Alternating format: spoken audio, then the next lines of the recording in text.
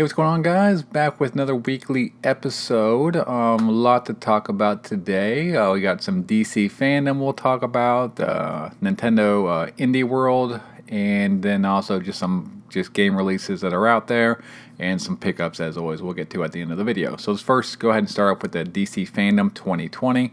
I spent almost all of yesterday, for the most part, just streaming that and watching that from beginning to end. I may have missed a couple small things when I ran away to cook or something like that.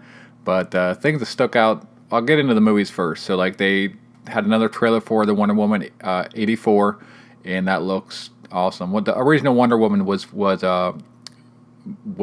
probably one of my best. Is that and Man of Steel were probably my two favorite superhero movies of all time. So I have a lot of anticipation for Wonder Woman 84. That obviously was supposed to be out. I think it was August. I think was the initial release date, but I don't know when it's coming out now.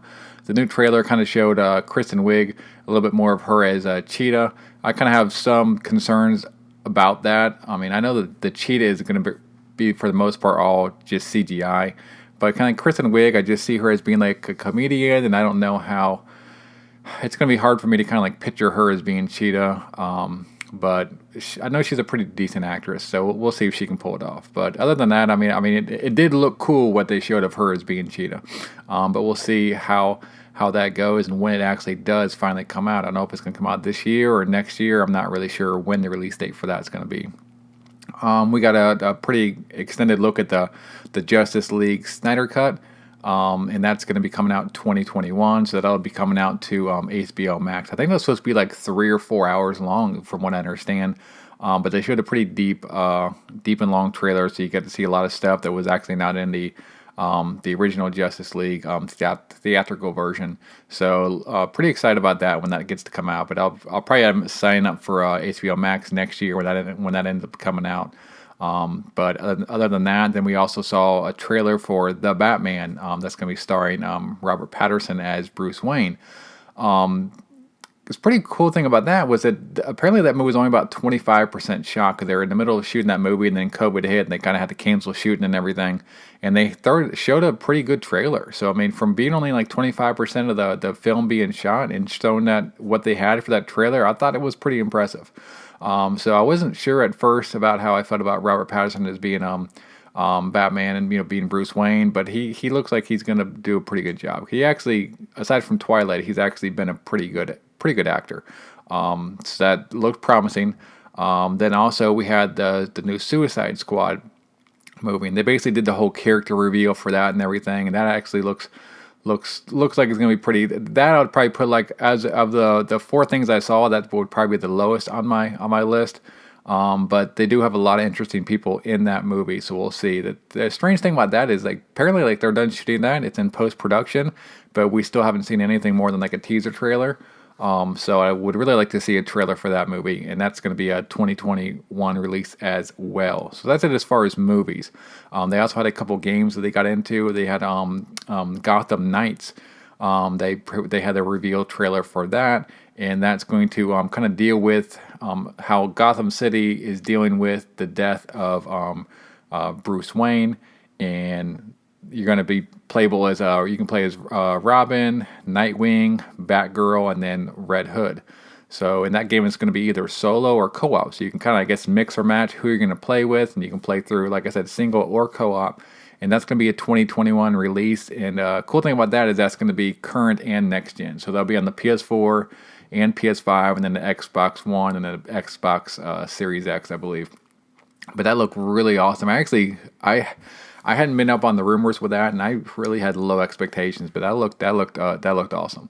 So that's gonna be cool coming up for next year in 2021. Then obviously at the end they had the big they didn't get too much into the Suicide Squad game, but they did show some for the Suicide Squad coming by Rocksteady that kind of was hinted at just a couple weeks ago, and that looks awesome. So that's gonna be.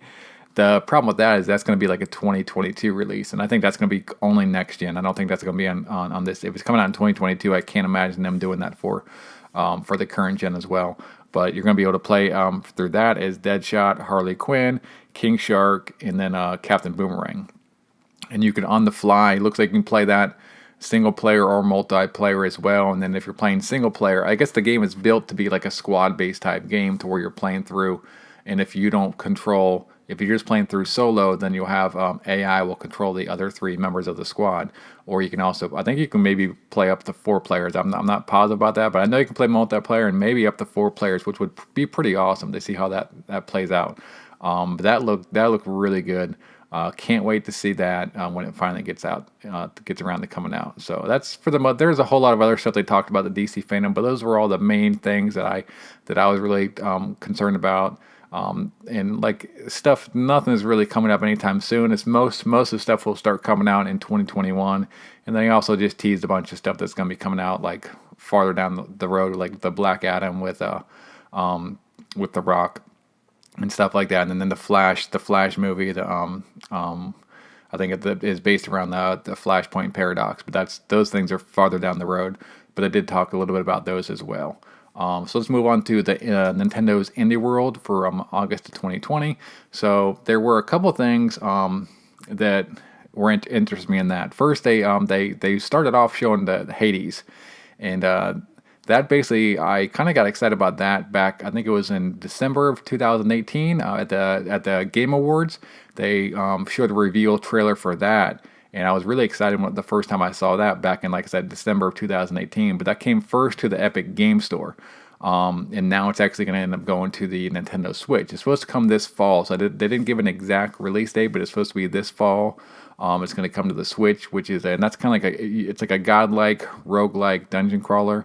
I'm curious to seeing that went to PC first. I'm curious to see how that's going to perform on the Switch. That's kind of always a concern if it's a PC game going to the Switch. The style of game it is, we'll see. I'm curious how it's going to be able to hold that frame rate because there is a lot of dash and kind of quick movement. So I'm curious what the quality of that game and then all around is going to be. But that's something that it's cool that they finally actually, that we have clarification that's coming to the Switch. Another thing that kind of interests me was Evergate, and that was a shadow drop. That's a 2D puzzle platformer. It kind of reminded me to some degree of Ori.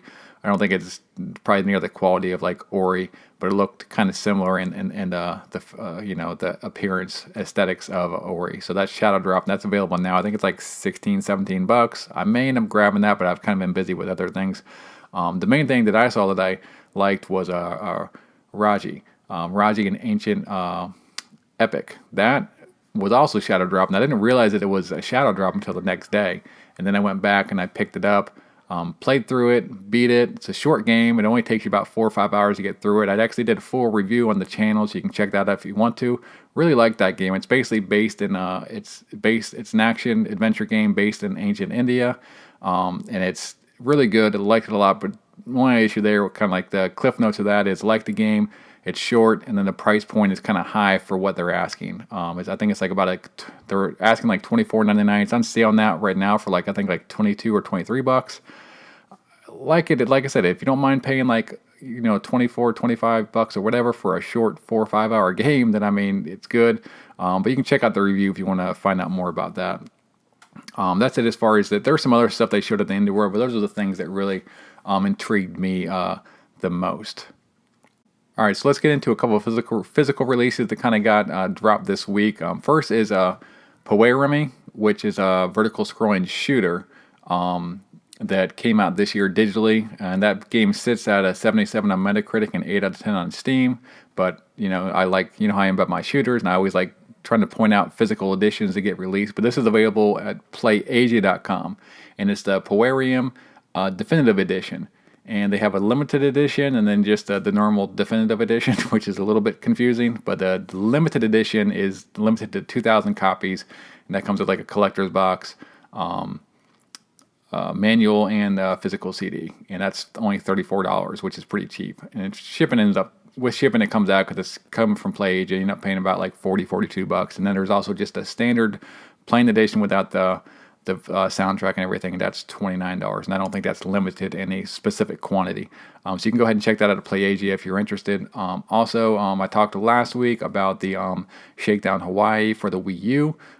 That released this week. I think that went available on I think Thursday. I think it's when it was Thursday or Friday, whenever it was. But they had 3,000 copies of the standard, 3,000 of the limited edition.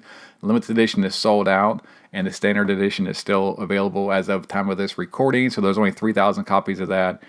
So go ahead and pick that up if you're interested and you forgot.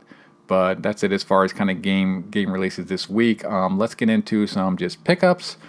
So first of all, I went last week. I drove across town. I used to live right next to all these like retro game stores, and since I moved, I'm about close to an hour, about 45 minutes to an hour away from those stores that I used to live right next to. So I drove across town and went there last week, and I picked up. They had the Terminator on the Sega CD. And this is more like one of the more desired games for the Sega CD. It's a really good game. It's a 2D action platformer, and it's kind of pricey game, and they had it priced pretty good. I checked they had a bunch of Sega CD games that they had priced their inventory out for about close to a year. So this was kind of like, I went back this week and actually got some more, which I'll talk about later on, probably next week. But a really good game. It's probably like one of the top games that I had listed as picking up on the Sega CD, but like I said, it's a little bit pricey, so I got it for a good price, which made it worth the grab.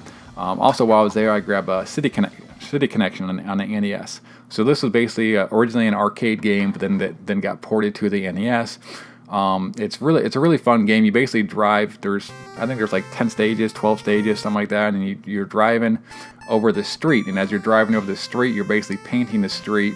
When you got cop cars and cats, you got to jump over and avoid.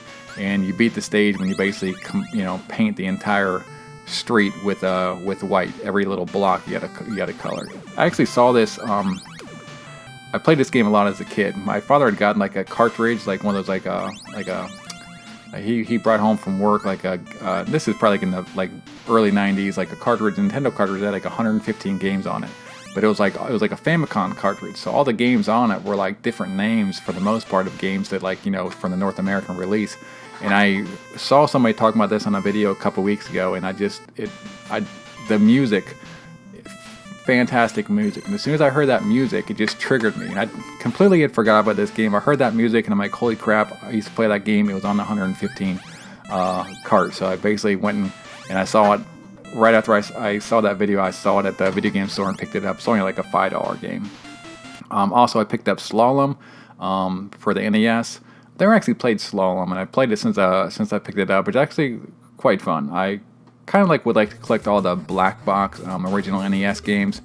This is another game that I think I picked up for $5, really cheap. But it is quite fun. It's an old school Nintendo game, but plays quite good. Also, this was just an eBay pickup.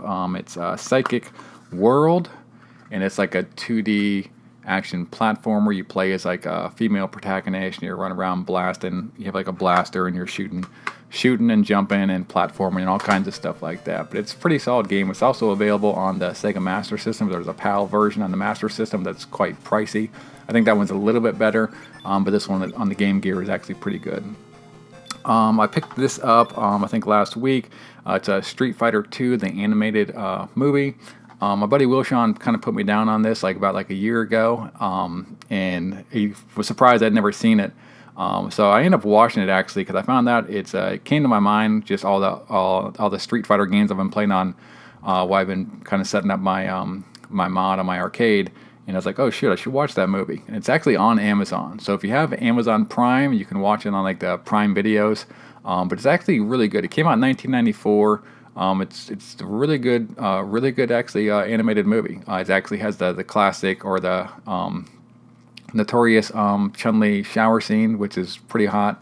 But yeah, really good movie. If you haven't seen that, and like I said, if you got Prime, then go ahead and check it out on Prime. But other than that. All right, next up, guys, is a Scavenger. This is a Transformer, the Studio Series, number 55. So he's part of the Devastator, combiner, and he's actually the leader class. So he's the main Transformer that you need because they actually have the Devastator from Revenge of the Fallen. That's what he's from. He's from the Revenge of the Fallen, the Studio Series, and he's the main key guy you need to put it together. Devastator for the Studio Series. I have most of them. I don't know if all of them are out yet. I need to check because I've picked up everyone that I think has been released. So if they were all released, I may actually do a video to put them together. But and then also another leader class, Shockwave. This is a pretty cool guy. So when I saw him, when they announced him and showed just like the photos for him, I was really excited. But saw both of them at Target, I think last week. Picked them both up, so I think I'm all caught up on my leader class for the Studio Series, and that is it. As far as like what I've been playing this week, I ended up picking up Raji. I could beat that. Did the review, like I said. You can check that out if you want. Also, I picked up the new Battletoads game. I'm almost through that. I think I'm on like the last act. It's like a 4 or 5 hour game as well. Kind of mixed emotion or feelings on that one. I may do a review on that one as well when I'm done with it. I do like a lot of things about it, but there's some things that are kind of like that I have some issues with. So I may do a video just discussing all that. But all in all, it's enjoyable. But that's it, guys. Let me know what you've been playing, if anything cool you've picked up this week, and what you saw from DC Fandom that kind of like excited you and you're pretty pumped up for. But that's it, guys, and I'll see you on the next video. Later.